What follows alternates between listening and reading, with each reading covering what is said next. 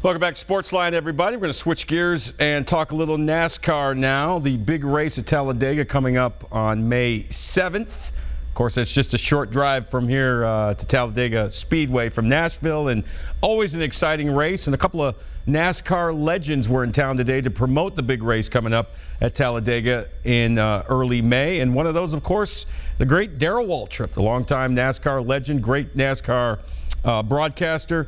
We were able to catch up to him earlier today to get his thoughts on the state of NASCAR racing and the big race coming up at Talladega.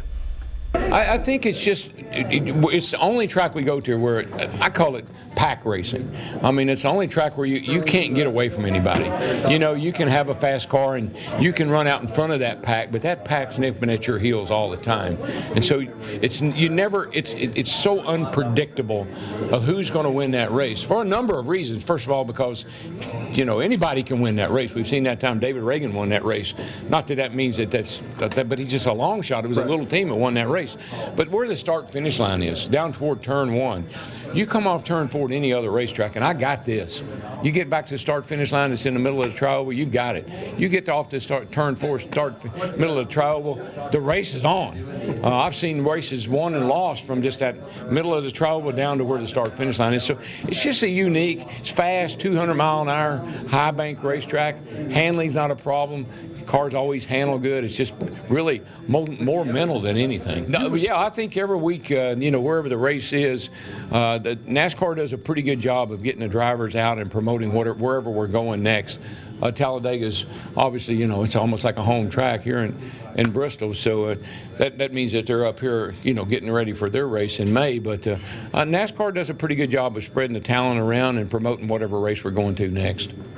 Darrell, can you talk again about the three stages and just go over that again, what you thought originally and how well, I didn't, you know, when I first heard about it, I said, oh no, here we go again, you know, messing with the races, something that we haven't ever done before. But in all honesty, from a TV perspective, I think from what fans are telling me, it's really created a lot of interest in the early and middle part of the race.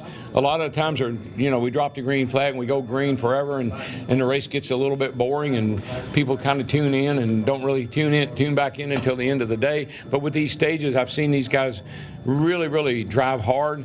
Those stage points are important. They're going to help them in the playoffs. So winning a stage is important, and it breaks the race up into three segments. And I think it's made the early and middle part of the race a lot better than what we've seen in the past. Do the drivers like it from the ones yeah, they love it. I think everybody was like me, skeptical, but we've been to 5 races now, and we've seen how it works, and it has added a little extra energy and excitement to the race.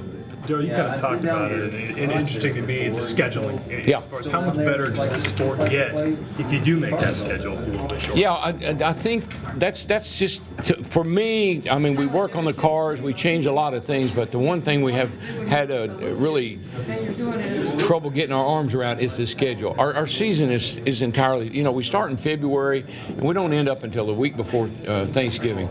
That's 36 events. We have 2 weekends off in that 36 weeks. So we crisscross this country several different times throughout the year.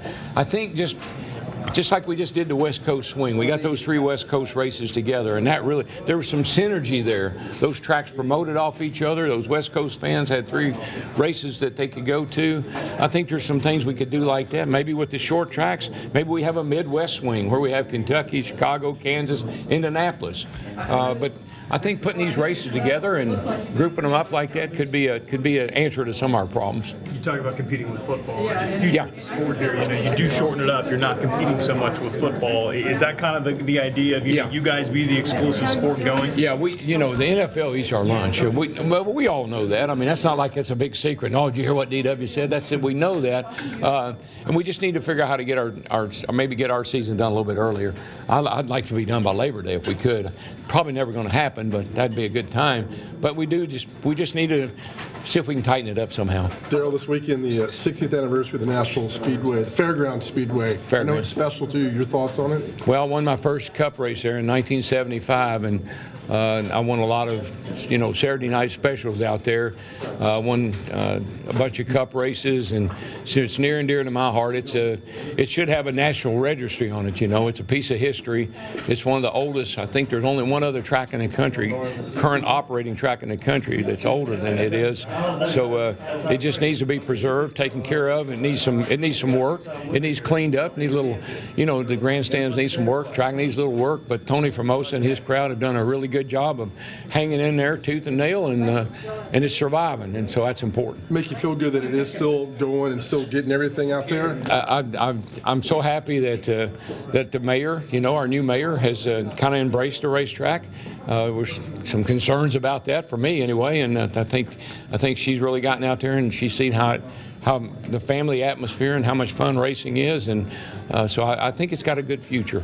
Joe, would you like to see NASCAR racing come back to Nashville? Oh, I'd love it, yeah, but I love short track racing. That was my bread and butter. That's what I grew up doing. That's what I love to do. And the fairgrounds was certainly one of the best short tracks in the country. It was the only short track in the country that had a tunnel. That seems like, well, that's a minor little issue, but when you had to open a gate and cross a track, having a tunnel was big. It was the first short track in the country. I think it had electronic scoreboard. A lot of those things were because of R.J. Reynolds, but nonetheless, the fairgrounds always been on the cutting edge of doing things. The All-American 400 is still one of the best short track races in the country, and they still have a weekly show out there. So, and the fans here, I think the former mayor was probably surprised the passion and how much people cared about that fairgrounds, and that it continued to operate like it has in the past. You lose a driver like Jeff Gordon, one of the mega stars of the sport. Yeah. Does NASCAR need another guy to kind of step up and just give it another lightning bolt of energy right now? We've got some young kids that I think are the future of the sport. Obviously, I think we're at a crossroads. We do this about every 10, 15 years, kind of the changing of the guard, if you will. Kyle Larson is a great young man and got a lot of talent. He just won Sunday. Ryan Blaney, Chase Elliott, Eric Jones.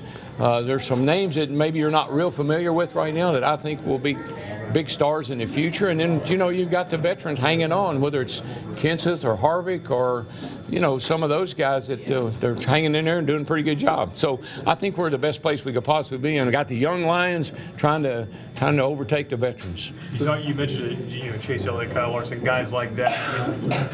You need stars like that, don't you? Oh yeah, well that's just it evolves that way. Drivers can't drive forever. If they could, I'd still be driving. So we know that that at some point in time, Tony Stewart retired, Jeff Gordon retired, Carl Edwards just walked away from the sport. So somebody has to fill those shoes, and we got a lot of talent out there that's waiting to do it. Are we in Cars 3 coming out? Yeah, June the 16th. Yeah, Darrell Carr trip. I wanted it to be the return of Darrell Carr trip, but John Lasseter and then decided Cars 3 was better. Yeah, well, my son knows you from Cars. So. I know. Well, a lot of kids do. I was on the elevator at Bristol, and I've had some success there. And I'm going up. I got a coat and a towel, and I got my briefcase, and there's 2 dads and 4 boys, and they're all looking at their cell phones. And dads are saying, "Hey, boys, y'all know who that is?" And they never look up. They just keep looking at their phone. They said, "Hey, y'all know who this is?" And they don't care. It's Darrell Cartrip in the movie Cars. Their eyes got about that big. They dropped their cell phone. They said, "He's real." So, yep, Darrell Cartrip is pretty famous.